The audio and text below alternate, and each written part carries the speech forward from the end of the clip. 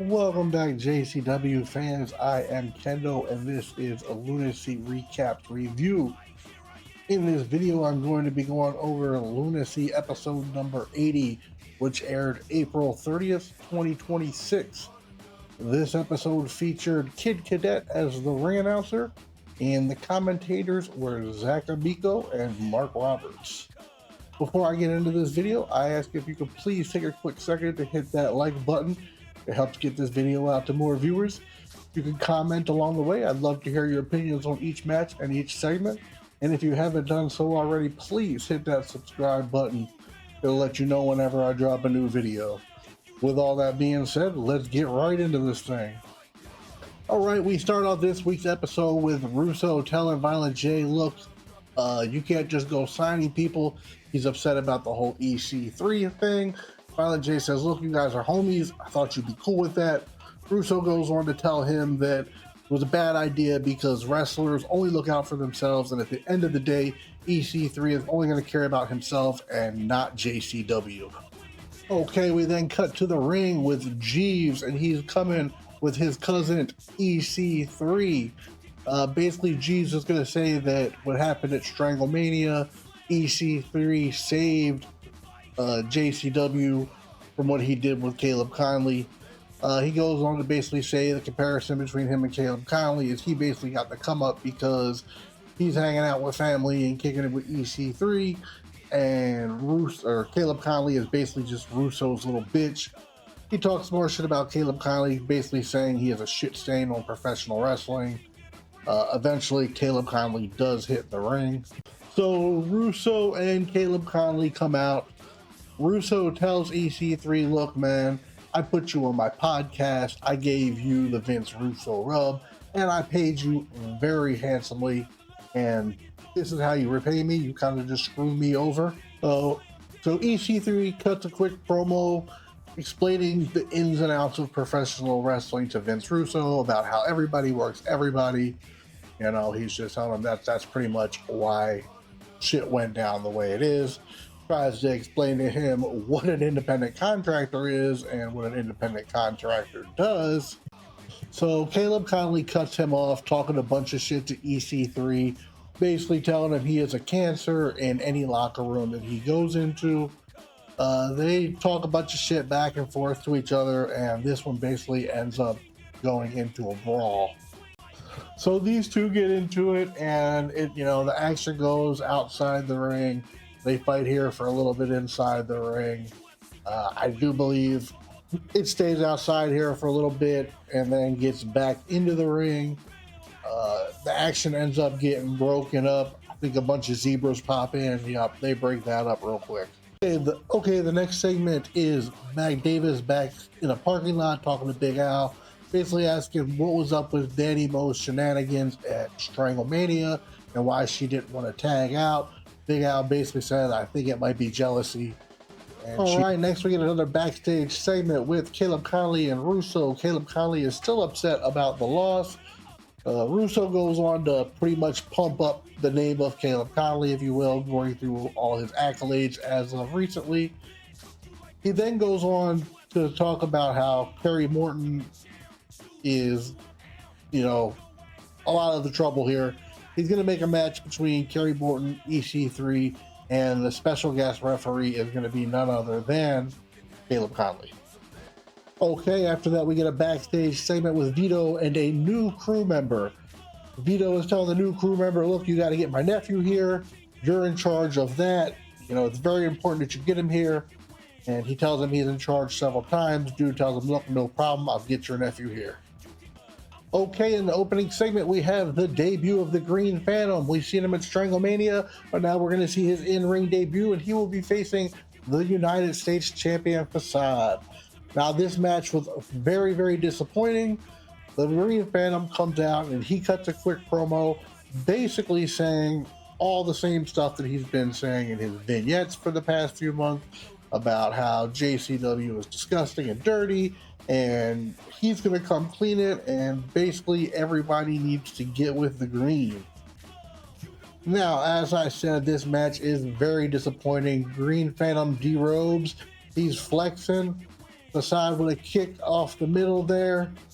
Springboard up, 1, 2, 3, and just like that, here is your winner, Facade.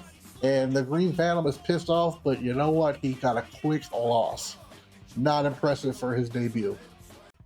We then cut backstage with Mac Davis and the Brothers of Construction, or the Brothers of Chacon. Mac Davis asks why Yaba was getting dumped out in a garbage bag at Stranglemania. Ruffalo goes on to say that that's just mafia mind games and that's the type of shit that happens. Mac Davis asks them, look, you know, if you guys are wanted men, then why are you here? They go on to say basically they're there because in mafia wars, it's better get them before they get you. Willie Mack and Tony then show up and they reassure the brothers that they still are family and they still have each other's back.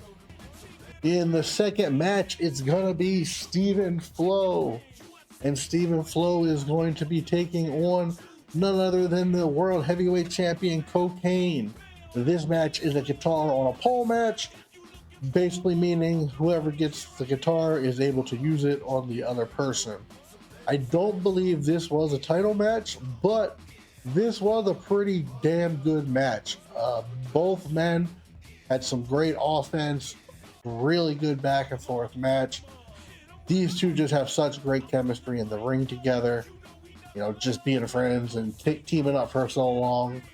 Whenever these guys get in the ring, it's good. I'd like to say it's magic almost.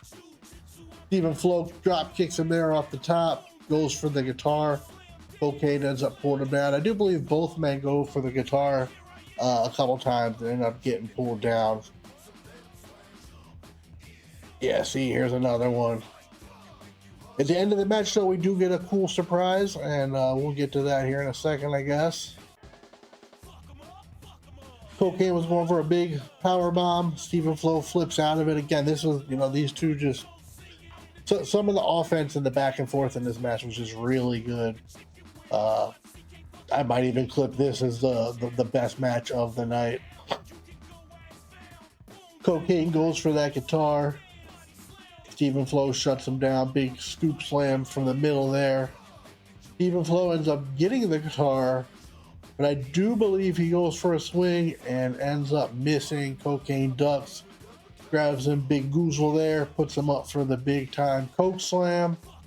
But nope, Stephen Flo reverses it with a nice triangle lock. Again, these two just, the back and forth and the offense, the reversals is just great. Cocaine pins him on the guitar for the 1, 2, 3.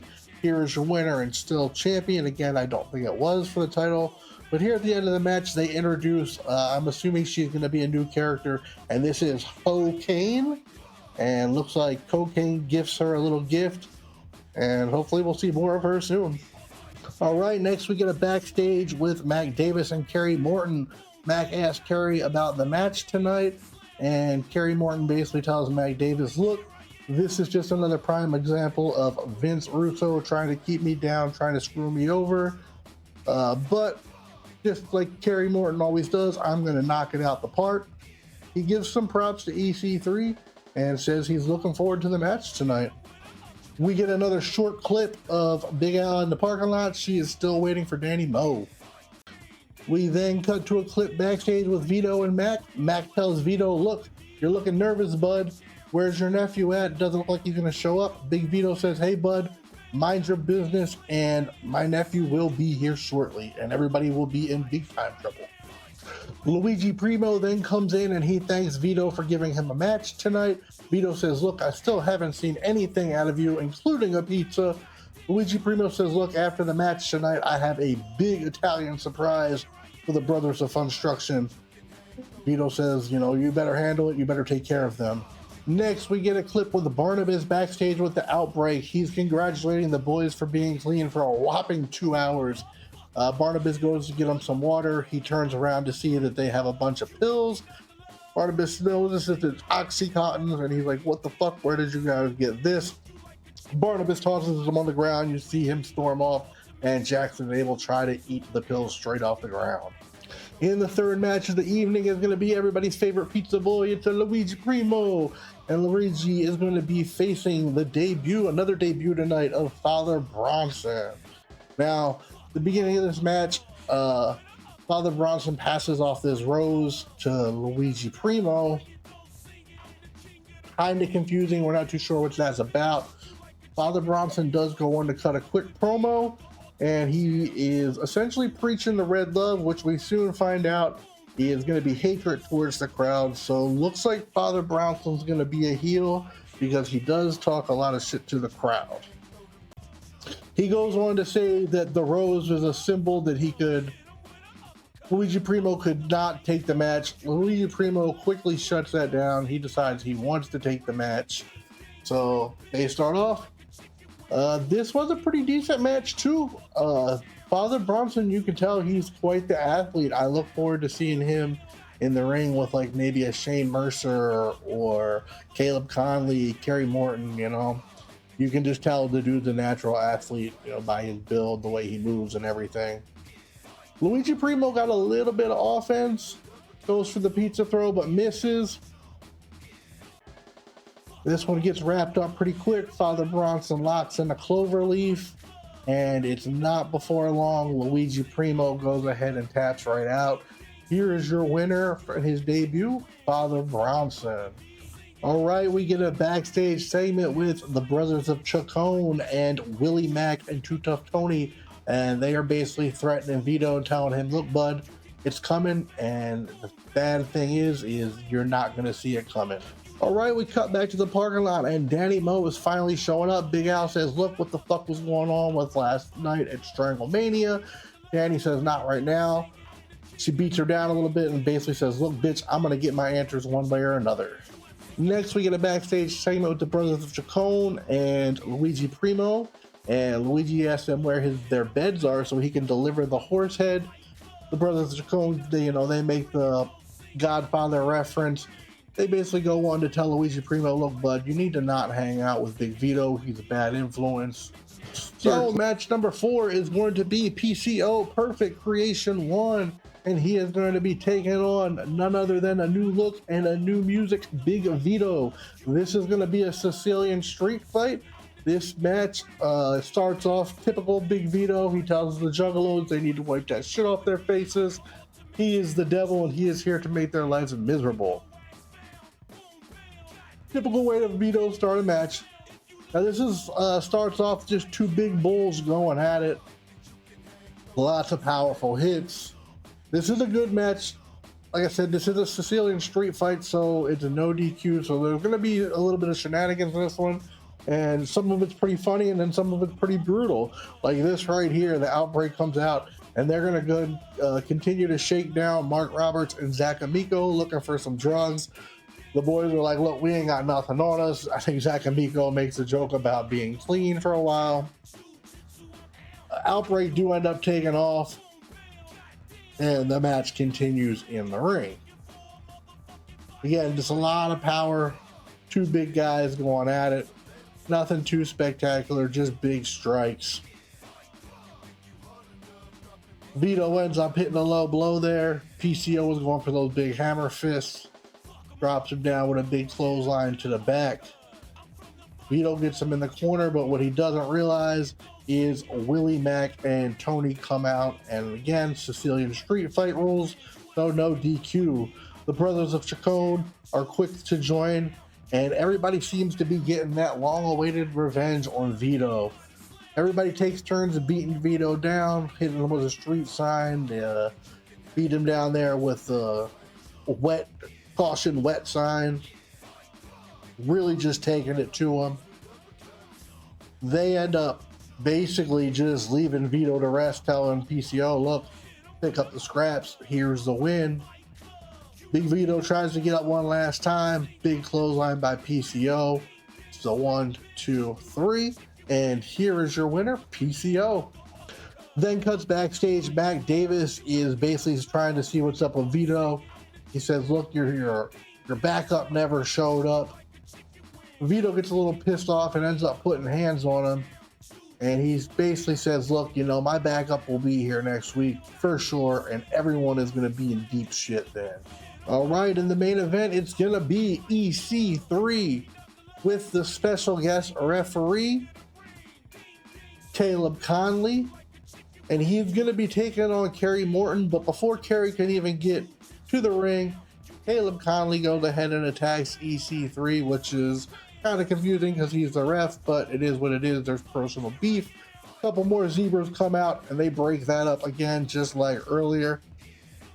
With all the confusion, Kerry Morton takes advantage and he attacks EC3 from behind. I guess Caleb Conley's still going to be the referee. He has the bell rung. The match begins. Kerry Morton slowly taking down EC3, trying to wear him down. This was another really good match. Most of the matches in this show were really good. This one had a lot of back and forth, a lot of great spots. Can't remember if I clipped it or not, but Kerry Morton's got a spot where he goes up to the top and it looks like he's about to drop something big, but he ends up just hopping down, and I do believe he locks on a submission. But yeah, lots of good back and forth. Very good match, even with the fuckery and the shenanigans of Caleb Conley. Yeah, right here, looks like he's gonna go off, but ends up just putting a sleeper hold on. Classic fucking heel move. I love that shit. Caleb Conley ends up pulling him down there. So again, see, like I said, there's going to be some fuckery in this one. A lot of revenge from Stranglemania. Caleb Conley gets taken out of the mix there. Kerry Morton delivers a nice DDT. Nobody there to count the 3 count, though. Not quite sure why that move would take out Caleb Conley. I could see a weak, feeble referee, but not the chosen one. EC3 hits a nice power move there.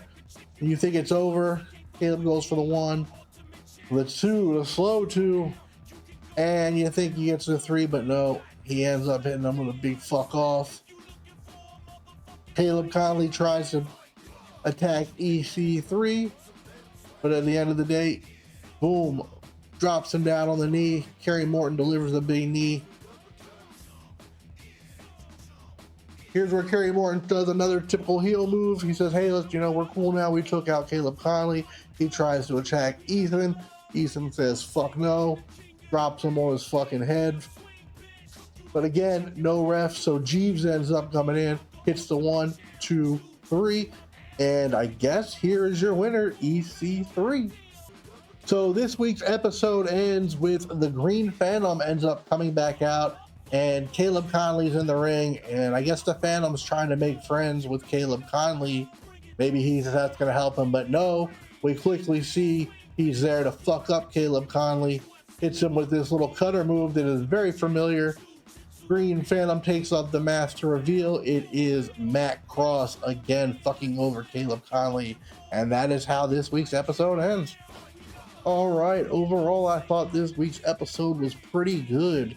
There were the few things I would have changed before we even got to an opening match. We were 5 segments deep, and I do believe it was just about 27 minutes into the episode before that first match even took place.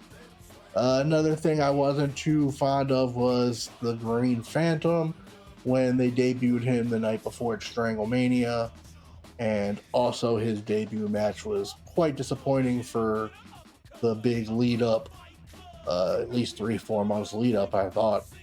Overall, good show though. The other matches were great. I liked all the other matches. They were really good. The Cocaine and Stephen Flo, the guitar on a pole match, which I thought was going to be corny, it ended up being a great match. Overall, I'd give it about a 7 out of 10 on this week's episode. Another thing I was confused about was that opening segment. When Caleb Conley and Vince Russo came out, it was supposed to be focusing on Caleb Conley coming out, and it even said Caleb Conley with Vince Russo, but yet they used Vince Russo's music. A bit confused about that. Another thing, they needed to tune in Mark Roberts' microphone a little bit. My homie sounded like he was in a tin can. Hopefully he got out of that. But all around, great episode. I look forward to seeing what happens next week. Again, if you could please take a moment to hit that like button if you haven't done so already. I'd also like to hear your comments. Let me know what you thought about each match, each segment, and if you haven't done so, please subscribe. Till next week, I am Kendo. I will see y'all later. Peace and whoop whoop.